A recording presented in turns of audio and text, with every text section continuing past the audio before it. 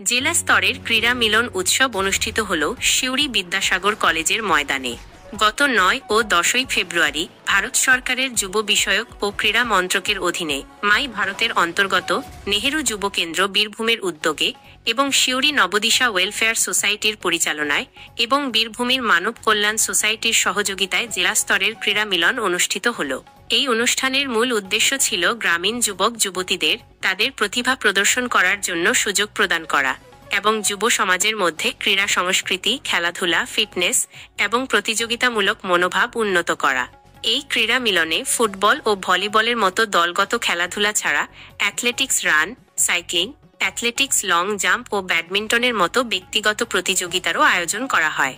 প্রতিযোগিতায় অংশগ্রহণকারী প্রথম, দ্বিতীয় ও তৃতীয় স্থান অধিকারীদের মেমেন্টো ও শংসাপত্র দিয়ে পুরস্কৃত করা হয়। এই অনুষ্ঠান বিষয়ে বিস্তারিত জানান নেহেরু যুব কেন্দ্রের জেলা আধিকারিক রায়া দাস।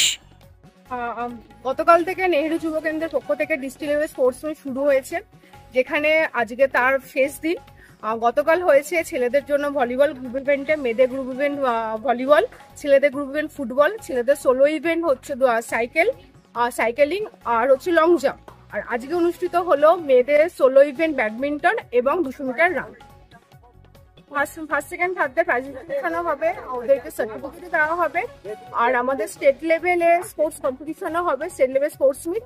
তাদের জন্য এখন অব্দি ফার্স্ট গ্রুপ ইভেন্ট থেকে ফার্স্ট টিমগুলো, আর যারা হচ্ছে সোলো অ্যাথলেটিক আছে তাদেরকে পাঠানো হবে স্টেট লেভেলে।